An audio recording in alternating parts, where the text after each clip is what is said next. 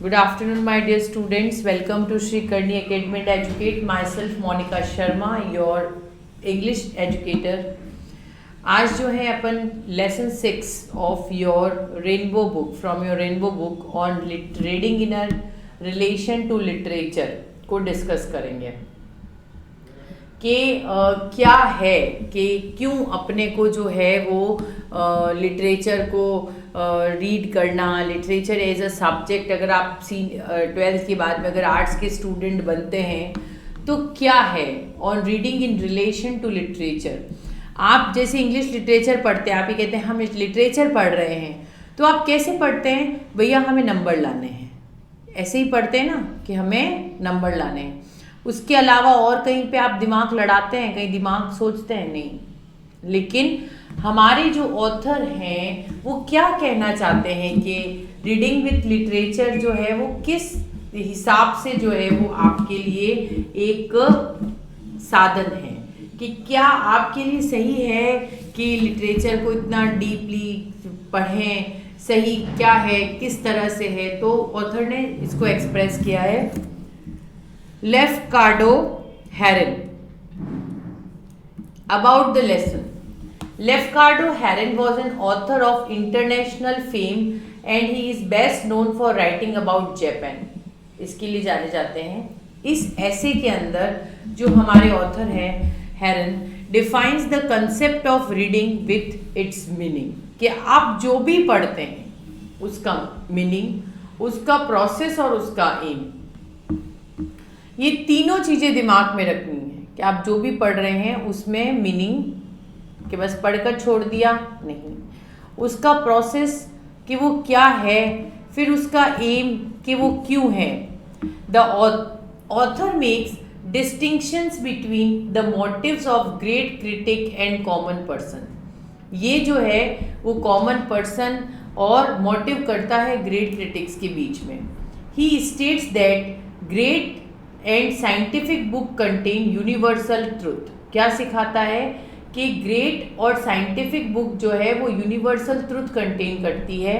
And sublime the ideas that are applicable in every age, कि वो ideas जो कि हर एज में एप्लीकेबल है, एट एवरी एडिशनल टाइम, हर समय, at a great book unfold to the reader a new meaning. जो भी नया मीनिंग है, जो भी इंटरप्रिटेशंस है, that leaves a permanent impression on his or her mind, उसके माइंड के अंदर एक परमानेंट इंटरप्रिटेशंस दे देते हैं। तो समालोचक और आम आदमी है ना, कि क्या किसको मोटिवेट करते हैं, कि जो भी हमारे समालोचक हैं, जो भी हमारे आम आदमी हैं, उन सबको यही बताया गया है, यही सिखाया गया है कि रीडिंग जो है, जब भी आप कोई चीज़ रीड करें, इवन आप एक न्यूज़पेपर का आर्टिकल ही रीड कर रहे हैं या अभी जैसे अभी आप रीड कर रहे हैं, तो आपको इसका मीनिंग, इसका प्रोसेस और इसका एम, जैसे इसका मीनिंग अभी क्या है कि लिटरेचर को किस तरह से पढ़ना चाहिए, इसका प्रोसेस कि कैसे शुरू करना चाहिए और कितने मीनिंग्स के साथ में क्या क्या जानते हुए उस प्रोसेस को कंप्लीट करना है, एम हमने क्या सीखा। तो ये चीज़ें जो है जब तक आप डिस्टिंक्शंस में नहीं लाएंगे, ग्रेट क्रिटिक में नहीं लाएंगे, तो जो साइंटिफिक बुक है, जो भी आइडियाज़ हैं, जो भी व्यूज़ हैं, वो आपके प्रॉपर नहीं हो पाएंगे। और ये अनफोल्ड्स जो है ना उस रीडर को एक परमानेंट इम्प्रेशंस की तरफ उसके माइंड में सेट करेंगे। सो आई होप आपको अबाउट द लेसन क्लियर हो गया है कि आप इस चैप्टर में क्या पढ़ने वाले हैं। अब अपन स्टार्ट करते हैं अपने चैप्टर को।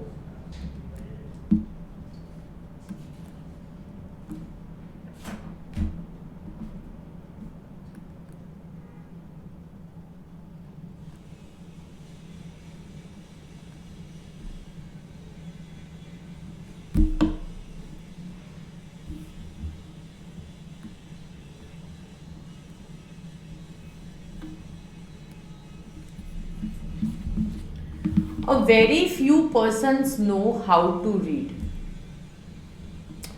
आप भी पढ़ते हैं, मैं भी पढ़ती हूँ, सब पढ़ते हैं, लेकिन ऑथर का ये कहना है कि बहुत से कम लोग इतना जानते हैं कि कैसे पढ़ा जाता है।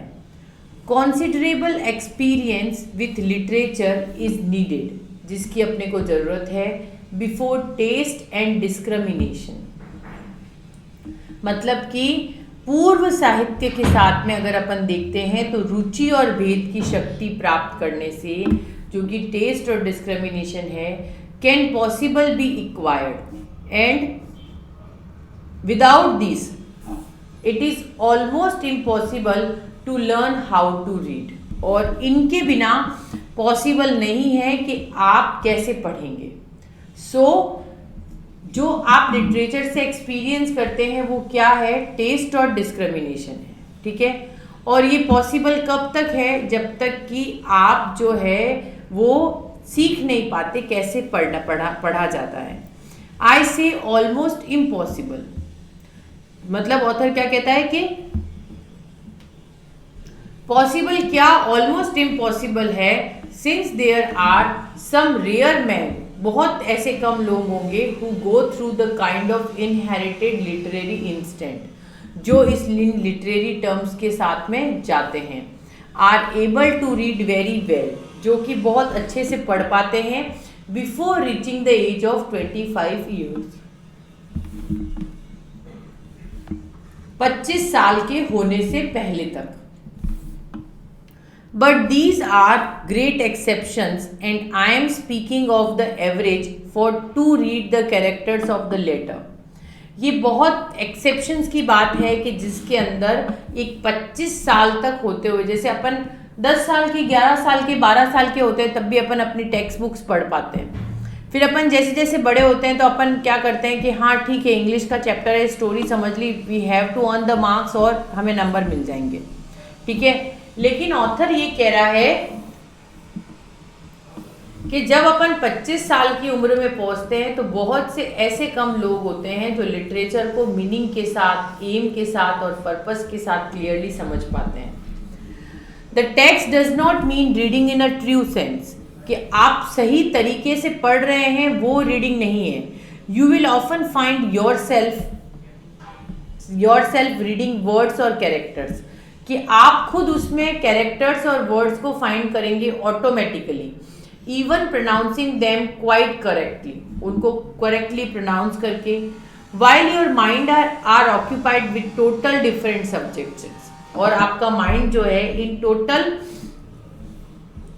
डिफरेंट सब्जेक्ट्स के साथ में ऑक्यूपाइड रहेगा। So reading is not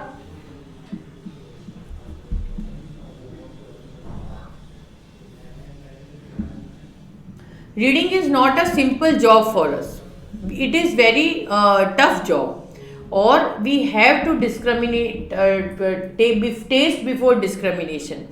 So we have to acquire the rare meaning of inherited literary in the age of 25 years with a true sense, and you will often find yourself reading with the characters automatically and pronouncing to find occupied total different subject, जो भी different subject है उनको देखते हुए।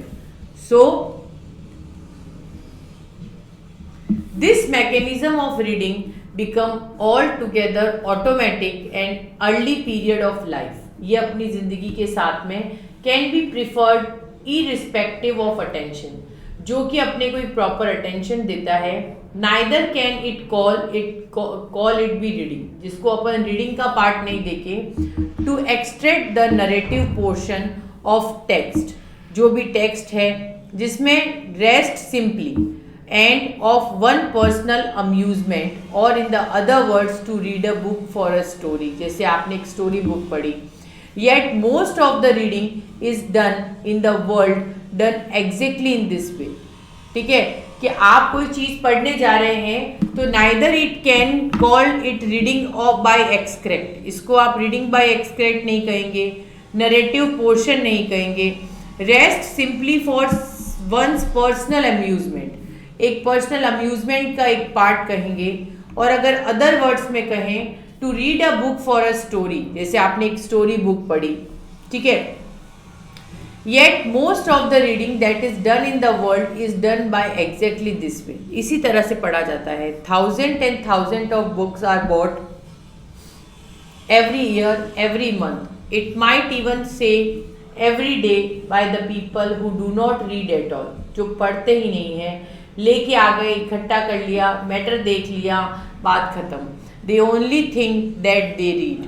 कैसे पढ़ेंगे कि आपने जैसे अभी अपनी टेक्स्ट बुक्स पढ़ी, ठीक है, तो ये पढ़ना नहीं है जब तक आप उसके पर्पस, एम और तक नहीं जाएंगे, ठीक है, और मीनिंग तक नहीं जाएंगे, जब तक आपका वो पढ़ना नहीं है।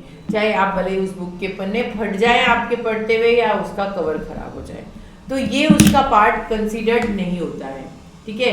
इसको आप उसका पार्ट कंसीडर्ड नहीं कर सकते। आप क्या कर सकते हैं, आप अगर ऐसा सोचते हैं कि हमने किताब को पढ़ लिया, बहुत अच्छे से पढ़ लिया, हमारे डाउट्स क्लियर हो गए, तो वो पढ़ना नहीं है, ठीक है, वो पढ़ना नहीं है, ठीक है ना। तो उसको आप कैसे कंसीडर करेंगे कि they only think that they read, कि वो जो है कि हमने पढ़ लिया, वो सिर्फ एक पोर्शन जो है वो रीड करने की एक बात है, तो वो पार्ट नहीं है, ठीक है, वो उस पार्ट में कंसीडर्ड नहीं होती है। वो कैसे कंसीडर्ड होगी, जब जो है आप किस तरह से सोचेंगे कि हमने उसके मीनिंग को डिस्कस किया है, हमने उसके एम को डिस्कस किया है, हमने उसके कंटेंट को डिस्कस किया है, तो वो चीज़ें जो है वो कंसीडर्ड होती है, ठीक है।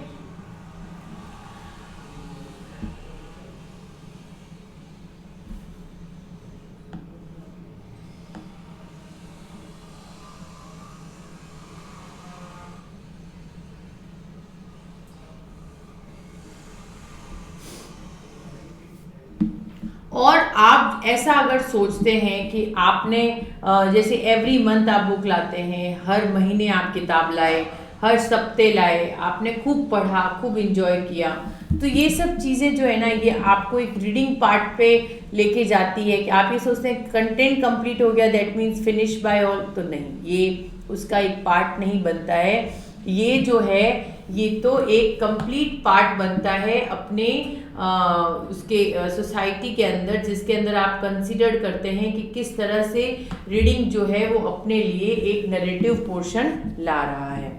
सो आई होप कि आप लोगों को समझ में आ गया है कि इस चैप्टर में आप पढ़ क्या रहे हैं, ठीक है।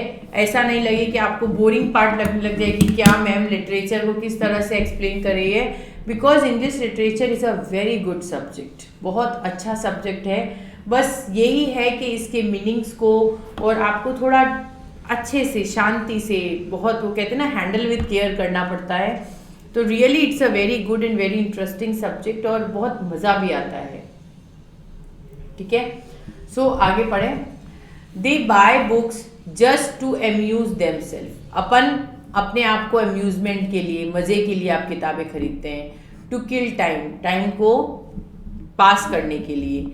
As they call it, in an hour or two their eyes have passed over all the pages. 1 घंटे के अंदर आपकी आंखें जो है वो सारे पेजेस से गो थ्रू हो जाती है। जैसे होता है ना, आप सपोज एक एग्जांपल देती हूँ, ये ग्रह शोभा और ये जो मैगजीन्स आती हैं, तो आप कैसे चूज करते हैं कि हाँ ये मैं पढ़ने के लिए लेकर जाऊं। आप शॉप पर खड़े होंगे, उनकी हेडिंग्स पढ़ेंगे, 2-3 पन्ने पलटेंगे और कहेंगे हाँ ये वाली मुझे दे दीजिए। यही करते हैं आप, क्योंकि उसके बारे में तो आपको पता नहीं है, आप जब हाथ में लेंगे तो पता चलेगा। सेकेंडली, जब आप अपने लिए अपनी सिलेबस की बुक्स लेने जाते हैं, तो जो राइटर आपको सजेस्ट किया हुआ होता है या जिसके बारे में आपने सुना होता है, आप बिना कुछ कहे, उसके बिना पन्ने पलटे आप वो बुक खरीद के लिए आते हैं, और वो लानी भी पड़ेगी क्योंकि आपके सिलेबस का एक पार्ट है ना। फिर आप लाकर उसे क्या करते हैं, सिर्फ एग्जामिनेशन पर्पस से उसको रीड आउट करते हैं। कभी भी आप उसकी गहराई में नहीं जाते। कैसे गहराई में, इन द सेंस के कभी भी आप उसके गो थ्रू नहीं होते कि ऐसा है तो ऐसा क्यों है, बस ऐसा है क्योंकि ये थ्योरी ऐसा कहती है और मुझे एग्जाम में इसके लिए इतना लिखना है, ठीक है। आप उसी चीज़ों के गो थ्रू होते हैं, जो चीज़ें जो है वो आपको एक looking at the believing reading के पार्ट के सेक्शन में आपको इंटरेप्ट करती है। तो ये सब चीज़ें जो है, जैसे to as they kill it और for 1 hour for 2 eyes to pass over the pages, ये सब चीज़ें जो है वो एम्यूज में डालती है। तो अपन जो है किताबें खरीद के लाते हैं, अम्यूज़मेंट के लिए लाते हैं। आप कहीं ट्रेन में सफ़र कर रहे हैं कि भैया मैं अकेला हूँ, बोर हो गया, मोबाइल कितनी देर चलाऊँ, तो आपने एक बुक खरीद ली क्योंकि आप बुक लवर हैं, तो ले ली, आपने एक नोवेल पढ़ लिया, बस दैट्स ऑल, बात खत्म। उसकी स्टोरी किसी से शेयर कर ली, दैट्स ऑल, तो आपको क्या लगेगा कि हाँ मेरी ये किताब कंप्लीट हो चुकी है। But that is not a proper part on reading in a literature, ठीक है। There is left in many kinds of vague idea and to about what they have been looking at, जिसको वो देखते हैं, and this belief is reading, ये क्या है, reading है। Nothing is more common than to be asked, इतना common नहीं है, have you read such a book, or to hear somebody say, जो दूसरा कहते हैं, I have read such a book but these persons do not speak seriously, मैंने ये किताबें पढ़ ली, लेकिन उसको भी वो सीरियसली नहीं बोलेंगे, हाँ मैंने पढ़ लिया है ना, लेकिन आपने उसमें क्या पढ़ा है, क्या है। आप कहोगे मेरा सिलेबस तैयार है, मम्मी पापा कहेंगे हाँ तैयार है हमारा, हमने पढ़ लिया है, लेकिन आपने उसको कभी भी मीनिंगफुल वे में नहीं लिया होगा, आपने उसको एग्जामिनेशन पॉइंट ऑफ व्यू से ही लिया होगा। Out of 1,000 person who say I have read this or I have read that, there is not one perhaps, सिर्फ एक के लिए नहीं, who is able to express any opinion, जो कि अपने opinions देते हैं, worth hearing about what he has been reading, जो वो read कर रहे हैं। Many a time I hear students say that they have read a certain books, हमने ये किताब पढ़ ली, but if I ask them some question regarding the book, I find they were not able to make any answer। ऐसा होता है, ऐसा हमारे साथ में भी होता है। ऐसा मैं एक स्टूडेंट की बात नहीं कर रही हूँ, टीचर के साथ में भी ऐसा हो सकता है, क्योंकि टीचर किसके जैसे कभी कभी ऐसा हो जाता है कि हम जल्दबाजी में, तो हमें बच्चों को जितना मैटर देना है ना, हम उतना मैटर गो थ्रू करके, और देखिए ऐसा नहीं है कि हम लोगों को भी बिना प्रिपरेशन के हम आके यहाँ पे 1 घंटा 40 मिनट बोलेंगे, वो पॉसिबल नहीं है, ठीक है। ऐसा भी नहीं है कि हमें आता नहीं है, लेकिन बात ये होती है कि जब तक आप क्लास में जा रहे हैं, you have to make your mind mentally prepared. मेरा ऐसा मानना है, मैं ऐसा मानती हूँ कि आज मैं इतने जो भी 10-12 ईयर्स से पढ़ा रही हूँ, तो मैंने एक सेट कर रखा है उसी रिव्यू के अंदर के सुबह उठ के 1 घंटा, जो भी आज आपके पास 4, 5, 7 क्लास जो भी है, तो 1 घंटे में मैं भी, देखिए मैं भी उसमें चौराई कर जाती हूँ कि 1 घंटे में क्या आप 5-6 क्लास का मैटर तैयार कर लेंगे। मैं जो भी दिन में क्लासेस लेती हूँ, तो क्या वो मैटर तैयार हो जाएगा? नहीं, मैटर तो ऑलरेडी तैयार होता है, हम उसके लिए प्रिपेयर्ड होते हैं, लेकिन मैं एक बार उसको नज़र के बाद ज़रूर निकालती हूँ कि आज मुझे ये पढ़ाना है, तो उसके लिए मेरे लिए 6-7 क्लास या 9-10 क्लास जो भी मेरी होती है, उसके लिए मुझे इतना टाइम मेरे लिए सफिशिएंट होता है, मैं ऐसा मानती हूँ। तो उसमें मैं भी उस रिलेशन टू लिटरेचर के फॉर्म में नहीं जा रही हूँ, जबकि I am a student of English literature, लेकिन मैं भी उस रिलेशन लिटरेचर के फॉर्म में नहीं जा रही हूँ। मैं भी सिर्फ किस पर्पस में जा रही हूँ कि मेरे बच्चों की बॉन्डिंग मुझसे बनी रहे, और वो बॉन्डिंग कैसे बनी रहेगी? जब मेरा एक्सप्लेनेशन अच्छा होगा, ठीक है। तो मैं वहां तक ही मेहनत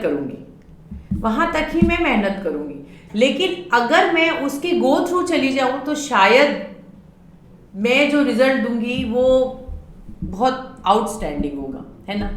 तो that is the thing, that is the difference. ये तो हम भी कर जाते हैं, तो आप अगर करते हैं तो बहुत बड़ी बात नहीं है। अगर हमसे भी कोई हमारे सीनियर जो प्रोफेसर्स होते हैं, अगर वो पूछें कि अच्छा ठीक है तुमने ये पढ़ लिया, चलो बताओ, तो मेरा यही होगा, अगर नहीं आएगा तो सर हाँ मैंने तो एग्जामिनेशन पॉइंट ऑफ व्यू से पढ़ा था, इतना डिटेल में मुझे याद नहीं है, ठीक है। ये आंसर्स होते हैं अपने पास, ये अपन पहले से मेंटली प्रिपेयर्ड करके चलते हैं, लेकिन ये दैट इज़ रॉन्ग, क्योंकि अपन वो है ना लालची हैं, अपन लालच से काम करने वाले हैं। आप पढ़ते हैं क्योंकि आपको नंबर्स का लालच है, हम पढ़ते हैं क्योंकि हमें हमारे स्टूडेंट्स के प्यार का लालच है। नो बट ऑब्वियस है कि हमें अर्निंग सोर्स मिलता है, लेकिन आपका लव पहले मिलेगा, फिर हमें अर्निंग सोर्स मिलेगा। रीज़न इज़ दैट कि आप जब तक हमें कमेंट्स में अच्छे कमेंट्स नहीं देते हैं, तब तक तो हमारी बढ़ोतरी होनी पॉसिबल नहीं है। So that is the thing. So that is the best way to repeat something or somebody else he said that about they have even been reading, कि जो हमने रीड किया है, but it is not a peculiar to student. एक student के लिए अगर अपन कहें तो वो किस हिसाब से आप उसे सही मानेंगे। In all countries that way the great public disorders book, I would say that the difference between the great critic and common person is chiefly a great how to read it. So what they think they have been reading, क्या वो पढ़ रहे हैं, क्या वो read कर रहे हैं, but this is not a peculiar to students. उनके लिए in all countries the way the great public dividers book, and I would say that the difference between the great critic, ये जो डिफरेंस आता है इस ग्रेट क्रिटिक के बीच में, that the some common person is chiefly that a great critic know how to read, कि आप किस तरह से रीड कर रहे हैं। एक तो आप वैसे रीड कर रहे हैं कि हमें पास होना है, और एक आप इस तरह से रीड कर रहे हैं कि हमें इस बुक के गो थ्रू होना है। तो इन दोनों में बहुत डिफरेंस है, बहुत बड़ा डिफरेंस है। आप सिर्फ उस हिसाब से पढ़ते हैं कि हमें इसको पास करना है, हमें इस एग्ज़ाम को पास करना है, उसके बाद ये किताब हमारे कुछ काम की नहीं है, लेकिन आप उसे कभी भी रिलेशन टू लिटरेचर में नहीं पढ़ते हैं। That is the common person does not. No man is really able to read a book who is not able to express the original opinion regarding the content of the book, कि जो इंसान अगर उस book के content को clear define नहीं कर पाता है, वो जो है वो एबली एक्सप्रेस नहीं कर पाता, उसको एक्सप्रेस नहीं कर पाता। कंटेंट की बात आई तो मैं आप लोगों को क्लियर करती हूँ कि आज के टाइम में कंटेंट राइटर्स होते हैं, जो कि एक really it is a good source of earning. आप कहते हैं ना कि क्यों ज़रूरी है, कि अगर इससे भी आज के टाइम में लोग पैसा कमा सकते हैं। बताती हूँ मैं आपको। कंटेंट राइटर्स होते हैं, जैसे कि आप किसी बुक के ग्रो थ्रू गए, अगर कोई कंपनी जो है उस, जैसे कोई यूट्यूब का चैनल है या जो भी है, अगर वो जब भी उस चीज़ को लॉन्च करेगा तो वो उसके कंटेंट को पहले लिखेगा। तो वो जो कंटेंट 4-5 लाइन का होता है, उसमें आपको पर वर्ड के हिसाब से अमाउंट मिलता है। पर वर्ड जो आप लिखते हैं ना, उस पर वर्ड के आपको शायद 4-5 रुपीज़ ऐसे कुछ पे होते हैं। तो सोचिए कि ये कंटेंट ऑफ बुक जिसके आप गो थ्रू गए हैं, तो वो भी आपको अर्निंग सोर्स दे रहा है। ऐसा नहीं है कि इसमें आपका कुछ नुकसान हो रहा है। ये तो मैंने सिर्फ आपको एक एग्जाम्पल दिया है कि कंटेंट ऑफ द बुक, जैसे कि ऑथर कह रहे हैं कि no man is really able to read, कि वो आदमी जो कि रियली आप कहें कि उसने रीड किया है, अगर वो बुक के कंटेंट को डिफाइन नहीं कर पाता है तो दैट मीन्स कि उसने रीड नहीं किया है। आपसे अगर ये पूछते हैं कि आपने इंग्लिश लिटरेचर की बुक में क्या क्या रीड किया है, तो आपको मैं सही बताऊं, आप जो जितने चैप्टर्स हैं ना, 10-12 चैप्टर, उनके सारे नाम में से भी आप 2 नाम भूल जाएंगे, है ना। फिर आपसे जब स्टोरी पूछी जाएगी तो कभी आप उनके कैरेक्टर्स के नाम भूल जाएंगे, अरे हाँ कोई नाम था उसका, वो भूल जाएंगे। क्यों? क्योंकि आप सिर्फ नंबर लेने के पॉइंट ऑफ व्यू से पढ़ रहे हैं। अब जो कंटेंट राइटर है वो किस हिसाब से पढ़ेगा?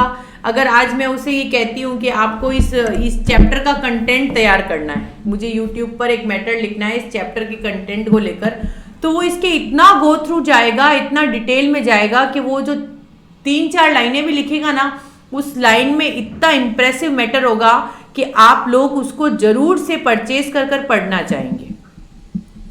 तो दैट इज द थिंग। तो ये जो कंटेंट लिखना है ना, ये भी एक बहुत बड़ी कला है। और ये कंटेंट कैसे आपके दिमाग में आता है? जब आप उस चीज़ के गो थ्रू हो जाते हैं। तो इट इज़ नॉट कि ऐसा नहीं है कि इससे भी पैसा अर्न किया जा सकता है। आप अगर किसी बुक के गो थ्रू जाते हैं और उसके कंटेंट को देखते हैं तो आप इससे भी पैसा अर्न कर सकते हैं। अगर आपको बिलीव नहीं होता तो आप यूट्यूब पर कंटेंट राइटर टाइप करके देखिएगा, आपको पूरी डिटेल उसकी समझ में आएगी कि क्या होता है और किस तरह से कंटेंट राइटर्स जो है वो काम करते हैं। So that is the thing. And now we come to the next page of the book. No doubt you will think that this statement of the case confesses regarding, कि ये जो सारी चीज़ें हैं ये आपको जो है वो केस ऑफ कन्फ्यूजिंग के अंदर दिखाती हैं विथ स्टडी, जो आप स्टडी कर रहे हैं। यू माइट से, अगर आप कहें when we read a story history और फिलोसॉफी, अगर आप हिस्ट्री और फिलोसॉफी रीड करते हैं और science, then we do read very thoroughly. करेंगे।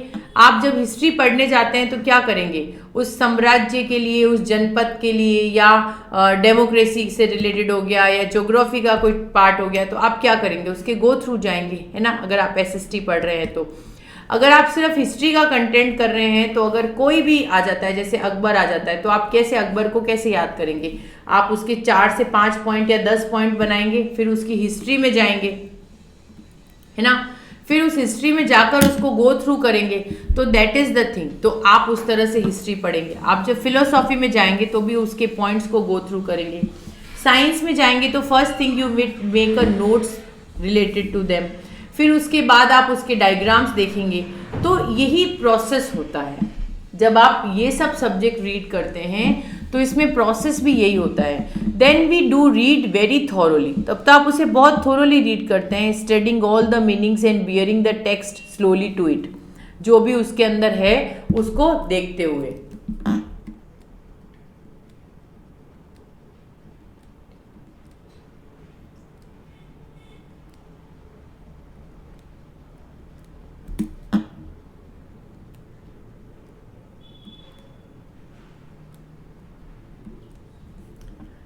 This is a hard study, तब आप क्या कहेंगे कि ये सब्जेक्ट जो है वो टाइम मांगते हैं, this is a hard study. But when we read a story और अ पोएम, जब आप कोई स्टोरी और पोएम पढ़ते हैं out of the class or, you read for amusement, तब आप उसे सिर्फ किसके लिए पढ़ रहे हैं, एक टाइम पास, एक अम्यूजमेंट के लिए पढ़ रहे हैं, है ना। तो वो किस लिए है कि आपने कोई पोएम पढ़ी, कोई स्टोरी पढ़ी, तो आपने एक अम्यूजमेंट के लिए पढ़ी। Amusement and study are two different thing, ठीक है, ये दोनों ही चीज़ें बिल्कुल अलग है, बिल्कुल भिन्न है, ठीक है। आई am not sure that you all think this, मुझे नहीं पता, मैं श्योर हूँ कि आप इसके बारे में सोचते हैं नहीं सोचते हैं, but young man generally do think so, वो ऐसा सोचते हैं। As a matter of fact अगर अपन देखें, everybody worth reading ought to be reading preciously, वो इन द सेम वे, उसी तरीके say that a scientific book is read not simply for amusement, तो मतलब आप कोई साइंटिफिक बुक को अम्यूजमेंट के लिए नहीं पढ़ सकते ना। आप साइंस, हिस्ट्री, फिलोसॉफी को अम्यूजमेंट के लिए नहीं पढ़ सकते। जब आप साइंस में जाएंगे तो नोट्स बनाएंगे, डायग्राम बनाएंगे, हिस्ट्री में जाएंगे तो सिविलाइजेशन को स्टार्टिंग से शुरू करेंगे, जिससे कि कोई भी पॉइंट मिस नहीं हो, और सारे 10 पॉइंट बनाकर एक सिविलाइजेशन प्रिपेयर कर लेंगे। सो यही सब चीज़ें होती है जो कि आपको एक पार्ट, उसका पार्ट देती है। तो आप अम्यूजमेंट और स्टडी दोनों को एक साथ कभी भी कंपेयर नहीं कर सकते। ये जो चीज़ें हैं ये कभी भी इसके कंपैरिजन में नहीं आ सकती हैं, कभी भी इसके साथ नहीं आ सकती है। And every day book worth reading should have the same amount, ये उसी सेम अमाउंट में काम करती है ऑफ द वैल्यू, जो भी वैल्यू है that a scientific book has, जो भी एक साइंटिफिक बुक है उसके लिए। दो द वैल्यू में बी टोटली डिफरेंट काइंड, वो डिफरेंट काइंड की होगी, फॉर आफ्टर ऑल सबके लिए a good book of fiction और रोमांस और poetry in a scientific work.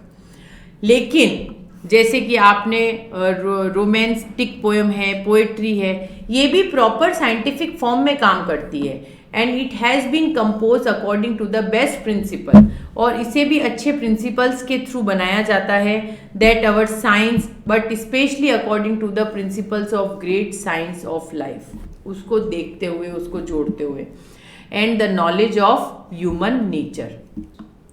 So author क्या कह रहे हैं कि आप कभी भी अम्यूजमेंट और स्टडी को एक साथ मत जोड़िए, ठीक है। अगर आप किसी ऐसे सब्जेक्ट पे जाते हैं जैसे साइंस है, लिटरेचर है, आर्ट्स है, तो दैट मीन्स आप क्या कर रहे हैं, आप जब इनके गो थ्रू जा रहे हैं तो आप क्या कर रहे हैं, आप जो है उनके साथ उनको थोरोली रीड करते हैं, ठीक है, उसके अम्यूजमेंट पर जाते हैं, उसके अम्यूजमेंट का काम करते हैं, डिफरेंट थिंग्स लेते हैं, ठीक है। और यही सब चीज़ें जो है वो डिफरेंट मीनिंग्स भी देती है आपको। तो आई एम नॉट श्योर, आप श्योर नहीं हैं, चाहे आप इसके लिए जो भी सोचते हैं, जो भी मैटर ऑफ फैक्ट सोचते हैं, जो भी आप रीड करते हैं, इसी सेम वे में जब आप सिंपली इसे अम्यूज करते हैं, अम्यूजमेंट में डालते हैं, गुड वर्थ रीडिंग में डालते हैं, तो ये जो वैल्यू होती है ये आपके लिए टोटली डिफरेंट काइंड में काम करती है, ठीक है। और ये ही डिफरेंट काइंड, जैसे कि गुड बुक हो गई, चाहे वो फिक्शन की हो गई, रोमांस की हो, रोमांटिक हो गई, पोइट्री सेक्शन हो गया, तो ये भी आपको कैसे पढ़ना है कि बिल्कुल डिटेल में साइंटिफिक फॉर्म में ही जैसे आप पढ़ते हैं कि पहले इसमें कौन सी लैंग्वेज को यूज़ किया गया है, फिर इसमें जो राइमिंग स्कीम है वो कैसी है, फिर इस पोयम की थीम क्या है, फिर इस पोयम का मॉरल क्या है। तो इतने सारी चीज़ें होती है। बट आपने पढ़ लिया, हाँ, जैसे कि हमने नोबल नेचर पढ़ी, तो भैया नोबल नेचर का मतलब क्या है कि हमें जो है वो पेड़ पौधों को सुरक्षित रखना है। इतना बड़ा ओक के ट्री की तरह भी लंबा होने से कोई मतलब नहीं है, छोटे लिली के फ्लावर की तरह भी होंगे तो लाइफ में कुछ करेंगे। और मेन मोरल क्या आता है कि लाइफ बड़ी होनी ये ज़रूरी नहीं है, लाइफ छोटी भी हो लेकिन हमें एक इम्पॉर्टेंट लेसन उससे भी अपन पूरा कर सकते हैं। So that is the thing. ये सब चीज़ें जो होती है वो अपन अंडरस्टैंड कर पाते हैं, वो अपन समझ पाते हैं। लेकिन अगर इसमें और गो थ्रू जाते हैं, अगर अपन और इसके गो थ्रू जाते हैं तो शायद जो है अपन उसकी डेप्थ समझ पाएंगे। अपन 4 लाइन की पोएम है, अभी 10 मिनट का काम है, एक्सप्लेन कर देंगे। नहीं, ऐसा नहीं है। ये जो सेक्शंस होते हैं ये बहुत वैल्यूएबल सेक्शंस होते हैं, लेकिन अपन इसको बस फटाफट निपटाने वाले काम में रहते हैं, और वो जो है अपने को एक प्रॉपर ह्यूमन नेचर के साथ में अपने लिए काम करता है। So hope understand. आगे बढ़े।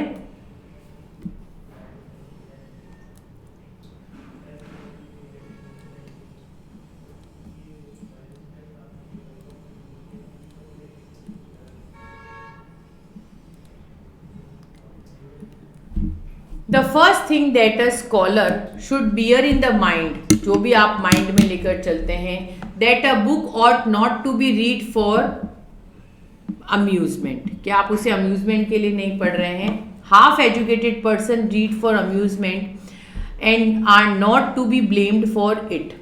बहुत से लोग इसको अम्यूजमेंट के लिए पढ़ते हैं और अपन उनको ब्लेम नहीं कर सकते।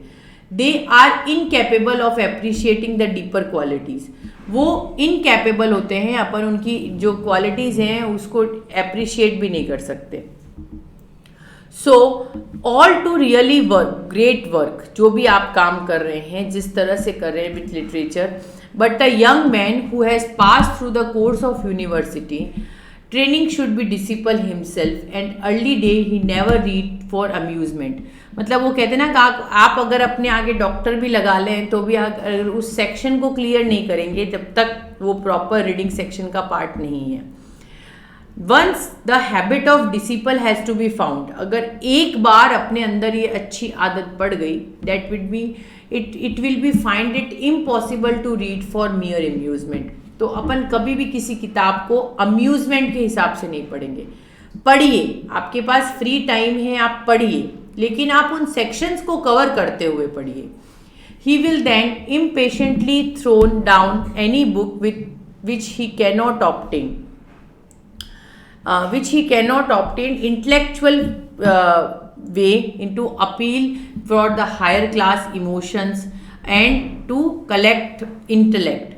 But on the other hand, अगर अपन देखें, the habit of reading for amusement becomes with thousands of people, बहुत से लोगों के साथ exactly the same kind of habit, जैसे कि वाइन, ड्रिंकिंग, स्मोकिंग, ये सब चीज़ें जो है helpless to pass someone that keep us perceptual conditions of dreaming something eventually result, जो भी आप डिस्ट्रॉय कर रहे हैं, giving exercise to the surface part, जो भी उसका सरफेस पार्ट है उसको देखते हुए, living with a deeper spring and feeling and higher facilities of employment. I didn't get that. So that is the employed person. The first person who scholar bear in mind, कि उनके दिमाग में जो भी चल रहा है, जैसा भी चल रहा है, and that what ought not to be read, जिसे आप रीड नहीं कर पा रहे हैं, तो अब से अगर आप कोई किताब पढ़ते हैं तो उसे आप एम्यूजमेंट के हिसाब से मत पढ़िए। आप पढ़िए उन किताब को, लेकिन half educated person read for amusement not to blame for they are incapable appreciating. वो उस कैपेबिलिटी के लिए अप्रिशिएट नहीं करते हैं for qualities and great literature. But a young man, कि जो भी अगर कोई यंग मैन है who had pass through a course of universities, जो भी जैसे कोई सी यूनिवर्सिटी से कोर्स पास करता है, शुड बी डिसिपल हिमसेल्फ, जो कि उसे जो कि उसका डिसिपल है, जो भी उसको उसके लिए उसका सोचता है, himself at the early day, जो कि उस अर्ली डे के लिए रीड मियर अम्यूजमेंट के लिए पढ़ेगा। And once the habit of discipline has been formed, और अगर एक बार उसमें वो हैबिट फॉर्म हो गई तो he will find it impossible to read, फिर वो कभी भी उसको अम्यूजमेंट के हिसाब से नहीं पढ़ेगा, उसे गो थ्रू कर पढ़ेगा।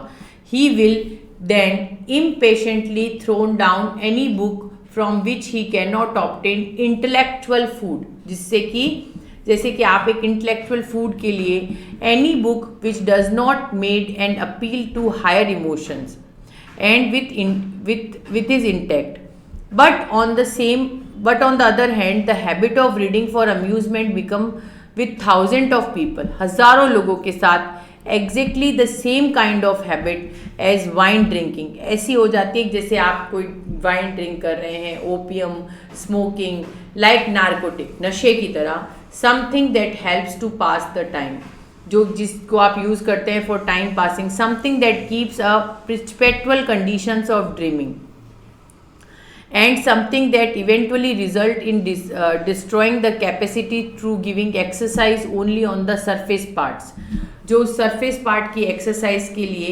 लिविंग द डीपर स्प्रिंग, वही डीपर स्प्रिंग और फिलिंग जो कि हायर फैसिलिटीज़ को अपने अंदर प्रिस्क्रिप्शन एम्प्लॉयड में देता है। So that is the section, and I hope you all will understand कि अपन ने आज इसको पेज नंबर आपकी जो बुक का 41 है, 41 तक अपन ने इसका हाफ सेक्शन क्लियर किया है। हाफ सेक्शन और क्वेश्चन आंसर्स अपन इसके कल कवर करेंगे। सो आई होप आप लोगों को समझ में आया होगा कि लिटरेचर पढ़ना, अगर पढ़ रहे हैं तो आप मीनिंग, एम और पर्पस के साथ पढ़िए, और कभी भी उसको अम्यूजमेंट की तरह मत पढ़िए। आप पढ़िए, आप फ्री टाइम में अगर आप उसे पढ़ना चाहते हैं तो डेफिनेटली आप उसे पढ़िए, लेकिन आप जो भी कंटेंट पढ़ते हैं उसके गो थ्रू जाइए। गो थ्रू कैसे कि आपने पढ़ा, चलिए टाइम पास के लिए आपने पढ़ ली, कोई बुक पढ़ी, आपने हाथ में ली भी है पढ़ने के लिए, लेकिन उसे उसके मीनिंग्स के गो थ्रू जाइए, उस स्टडी के गो थ्रू जाइए। इतने इनकैपेबल मत हो जाइए कि जब आपको कोई पूछे कि आपने पढ़ लिया है तो आप ये कहें कि I am not able to answer these questions. ठीक है, तो जिस तरह से आप इस हैबिट्स में आते हैं, जैसे वाइन ड्रिंकिंग है, ओपियम है, स्मोकिंग है for the time pass purpose, तो ये सब चीज़ें जो है रीडिंग भी जो है ना वो इसी तरह का एक, वो कहते हैं ना कि एक पार्ट है कि अगर इस तरह से पढ़ना शुरू कर दिया तो शायद आप इसको कितना ही चेंज कर सकते हैं, आप इसके अंदर कितना ही बदलाव ला सकते हैं। So thank you from my side, I hope you all will understand. कल इस पार्ट को अपन आगे कंटिन्यू करेंगे। Thank you from my side, your English educator Monika Sharma. Thank you so much.